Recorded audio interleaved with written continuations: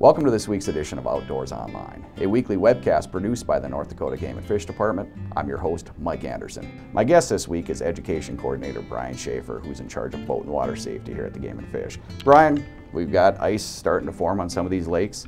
Tell me, how is the ice so far this year? So far it seems like it's doing a lot better than it was last year. Last year we got a lot of snow in December after a real warm November, and that doesn't necessarily create the best ice early in the year. But this year with the lack of snow and cold temperatures, and we're really starting to see a good foundation for our ice conditions this year.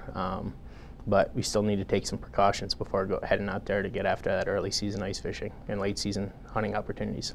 Sure. So what are some recommendations as far as ice thickness for people walking, driving? Yep. We always recommend, that no ice is safe ice, and that you really need to, check the conditions every time you go out. Don't just, see someone else out there and assume that, the conditions are good, because they can change pretty rapidly this time of year. But as a general rule of thumb for walking out for, hunting pheasants or muzzleloader deer season or whatever it may be, early season angling, we recommend 4 inches for people walking, roughly 8 for people that are with a snow machine or a ATV, and then over 1 foot for small trucks and cars.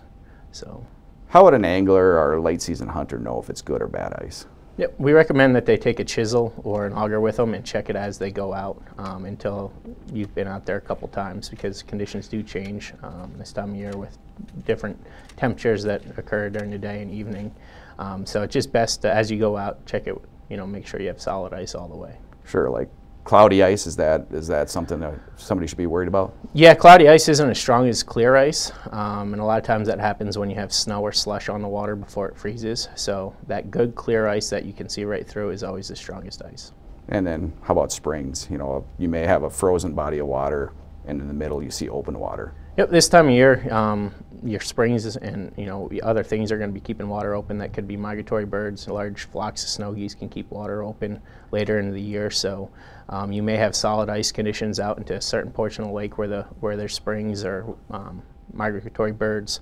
And so it's just really important not to just check ice one place and assume the whole lake is safe. What kind of equipment, safety equipment, should people be carrying with when they're walking on? Yep, the best thing is always have someone else with you and not be walking side by side. But we recommend that you have some ice picks around your neck, so if you do go in when you're by yourself, you're able to get out. And then if you're with someone else, to keep a throwable flotation device with some rope attached to it, so you're able to rescue the person you're with if you do go through. Sure, and a chisel is good to kind of test that ice. Yep, for sure. Just kind of check it as you go, because with a heavy chisel, you're able to punch through if you hit that weak spot. And if somebody does go through, what should they do? Always, the first thing is, and it's really hard not to do, but don't panic. You need to become the rescuer yourself, try and get yourself out. And we recommend that you go out the way you came from, because the ice is safe in that direction. And then if you have the ice picks, drive those picks into the ice and start kicking with your legs to try and pull yourself up on the ice. When you do get up on the ice, roll away from the hole.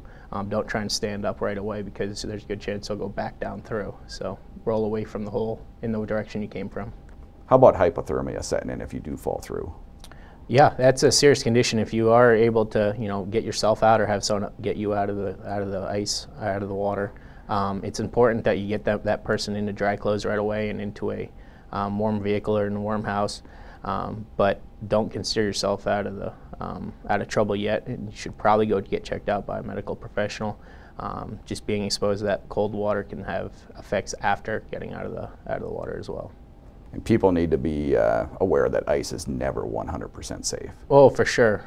Especially this time of year and late in the year, conditions can change rapidly. So it's always important to check it every time you go out. A lot of good information. Thanks for joining me today, Brian. Thank you. Again, here are some recommendations for ice thickness. 2 inches or less, stay off the ice. 4 inches for walking on ice. 6 inches for a snowmobile or ATV. 8 to 12 inches for a small car. And 12 to 15 inches for a pickup. And remember, ice is never 100% safe. For Education Coordinator Brian Schaefer and the rest of the staff here at the Game and Fish Department, thanks for joining us for this week's Outdoors Online. We'll see you again next week.